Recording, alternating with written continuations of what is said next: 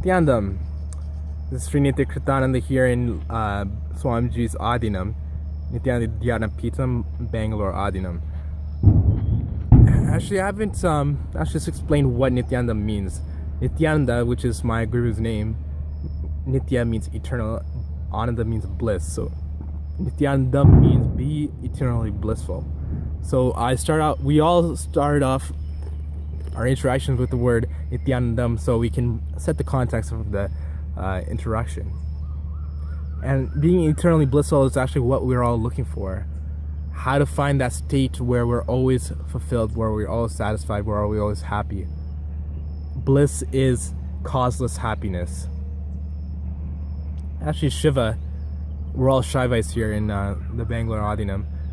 Shiva means causeless auspiciousness. So good things happen for no apparent reason. And that's the best state to be in the state of Shiva. So this video of what I would like to talk about is considering myself a born-again Hindu. And what do I mean by that? I was born a Hindu. I'm a Tamil person from, my parents are from Sri Lanka. I was actually born in Canada. They moved to Canada in 1987. I was born in 1991. I'm 26 right now. I was born to Hindu parents, and growing up, I consider myself Hindu. Like, we followed typical things like going to the temple, celebrating certain holy days like Thai Pongal. We follow the culture. We for family functions, we'd do whatever is prescribed within Hinduism, like how to get married and like various ceremonies within Hinduism, within our culture. But when I came to the point where it started, like, I guess I started seeking, when I started questioning things in life, I did not understand Hinduism at all. And it's because it was not taught to me properly. Like, it was just basically hearsay. Whatever my parents learned from their parents, because they were not that well educated, and what their parents taught them,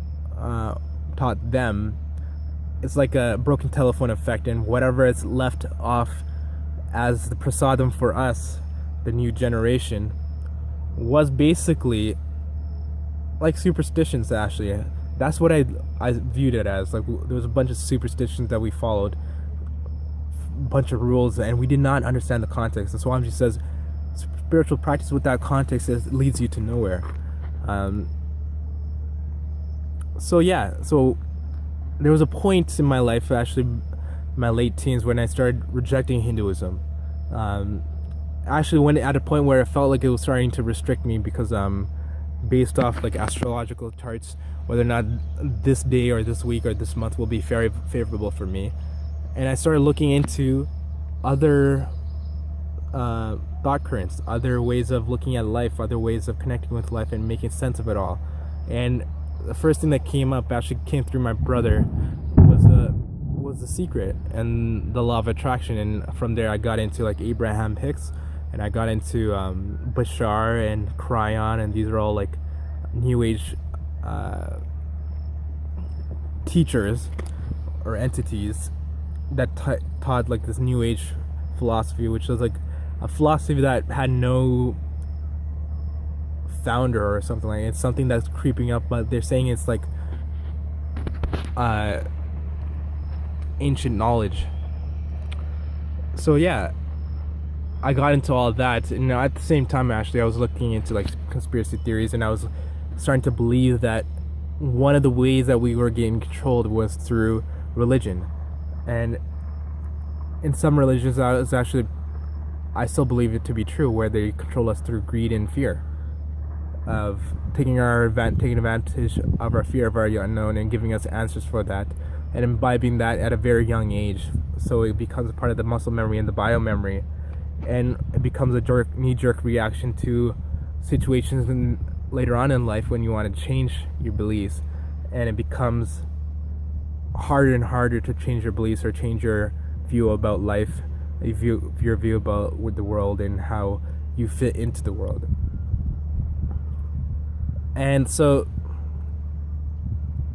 it actually got into like new age stuff, and then I started getting into like aliens and like star seeds and angels and all this stuff, and like different types of beings.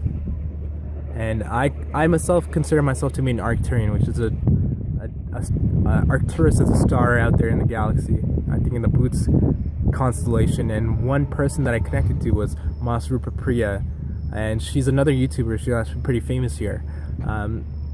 She considers herself an Arcturian, and she's actually walking across right there. Anyways, yeah, so she considers herself an Arcturian, and when I started watching her videos, I had this instant connection with her, and I felt like I could trust what she was saying. There was other Arcturians that I tried connecting to, but when I like, what do I do now? When I was in that sort of phase, like I got no answers. But like when I started connecting with her through her videos and whatnot, she gave directives, and one of those directives was to start watching Swamiji satsangs. And I knew Swamiji before, actually. My dad used to follow him, and he used to have like Tamil satsangs. Satsang is a discourse, spiritual discourse that Swamiji gives, and my dad used to follow him back in like 2008 to 2009, and he was very much into him. Now he follows a different guru. This is my pre-monastic dad, by the way. So I knew of him, and I didn't reject him at that time. I just didn't click with him at the time because Hinduism wasn't my thing. Now, or at least later when I started watching him, the way he was explaining everything is starting to make sense. Like, it was such a deep understanding about the world, the existence, who we are, and why are we here, all that stuff. It was answering a lot of the questions that I had that were left unanswered about what do I do in this world. And yeah, I started having an instant connection to Hinduism again, and it was only through Swamiji's grace that I was able to do that. Things that I used to reject before, like astrology, numerology, things that like I sort of wanted to believe but didn't believe because I felt like it was restricting my path, and I'm like, why are these things controlling my life without my input? Like, I felt that I was the most powerful being in my life because I had the control over my mind. And yet, like, my parents believe that different planets can affect your moods and affect the outcomes that are going to happen in your life. That did not click with me. But when Swamiji explained it in this way, like the way he was explaining was that they all have like a magnetic field which impact your own magnetic field. And so the way they actually interact with you is to set up events in your life where you will be pushed to a point where you can start internalizing and start seeking in your life and looking for answers. And at a certain point, especially actually when you meet your guru or you meet your master, they become redundant. They're no longer big players in your life. As Swamiji says, whatever whatever Brahma writes with his hand, Guru can wipe away with his feet. So that made sense to me. All these other superstitious stuff that were previously superstitious to me started making sense. Everything actually started looking like a science. And not only that, Hinduism itself, it's not like you need to follow Swamiji to find your answer. Actually, Hinduism was such a broad and vast architecture and platform for developing the lifestyle that you have to find fulfillment. There are like 330 million different deities, different divine beings that you can connect to. It's all for the purpose for you to relate with, so that you can have a connection with the divine, and so you can at one point cognize yourself as divine, and at that point you become an enlightened being and you become a deity yourself, and for another person now to connect through as well. So, and we also gave the permission to create your own deity, where and they all had their own specific personality. They had their own traits, the way they looked, the the way they interacted with the world, what they were governing. And so it was such a beautiful understanding about life, and it was so compassionate towards the seeker, giving them many options to find a way to connect with, to get to that space of oneness, which is actually the true nature of God. Everything is in oneness, and everything is God. And if you think about it, if God created the world, what did he create it out of other than his or her own energy? So even at a quantum level, you have to even understand that you are God. So Hinduism main point was that we are all divine, and we're here because we forgot that fact, and the whole process of enlightenment is remembering that we are divine. And Earth is the only opportunity where you can get to experience the process of forgetting and actually remembering. And that's why it's such a happening time right now, where the 2012 shift marked a point where the unawareness is being dominated by awareness, unconsciousness by consciousness, and that's why all the different beings in the different locus and the different worlds and galaxies are actually looking at us to see what we're going to do next. So if you were to look at me before and after meeting Swamiji, you would have seen a person that was basically a typical Westerner, wearing t-shirt, jeans, and a sweater, and going through life, and not associating myself with any single ideology, just because I wanted to be open to all ideologies. I wanted to be encompassing of all ideologies and not deny anything, because it's as if being open to everything will allow me to have the greatest possibility of an experience. But now if you look at me, look, I'm wearing traditional Indian clothing, which not even Indians wear. A Rudraksha mala, a Rudraksha bead for my throat, armbands, wristbands, bhasma on my forehead, which is sacred ash, kumkum and jnananjana, earrings, silver. These are all traditional Indian attire prescribed in the agamas, and so we're like, for example, the specific number of beads on the wristband and the armband and on this mala are all from the agamas, and the agamas is basically a manual of how to live life. And if you knew me before and you see me after, you would see a huge change in even me physically. Like, I used to even have long hair, now I don't.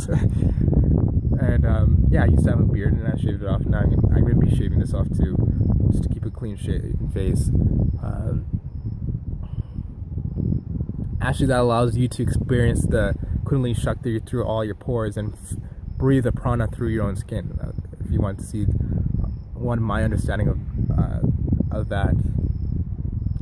So yeah, you would see a totally different shift. Me embracing Hinduism now. Now my path is trying to align myself with Hinduism. Whatever I sort of rejected before, I'm accepting now, but now with the context and the curiosity to figure out why this and why that. For example, the Rudrakshas have such a geometry that they can store a lot of energy, a lot of spiritual energy. And so if you were going through a low mood, these act like batteries, and they can charge your space back up to where you were, so you don't have to dip as many times as you would if you didn't have them on you. You see, Swamiji, he has tons of Rudrakshas on him. Not that he needs it, but like he's constantly in a state of expansion and growing and radiating more and more and more and more energy. And I'll be talking more about this, about my connection to Hinduism, my realization about what a grand religion Hinduism is, what a peaceful religion Hinduism is. Like, it's so pro-life, so peaceful, so accepting, more so than any other religion, actually. Like, at this point, I know it's just Hinduism that's gonna be the savior for the planet.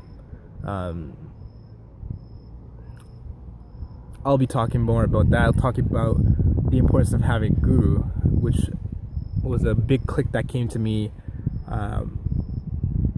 not recently, probably like a year or so ago, when I realized how blessed I am just to find Swamiji, how much the Guru showers, from my own context, what the Guru is, and just a short taste of what that might be, is that the Guru, Enlightenment being the avatar, important avatar for Swamiji's case, the complete Guru, or complete incarnation of the cosmos, is basically the cosmos in form, in a way so you can relate and interact with it, so you can have direct feedback through one portal, through one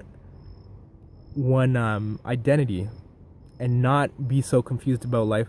Get what you have to learn in a very quick and easy fashion, with very compassionate way, where you don't have to be tossed and turned and kicked around in the outside world, where you have to learn all the lessons that you have to learn in order for you to grow or change your cognitions about life.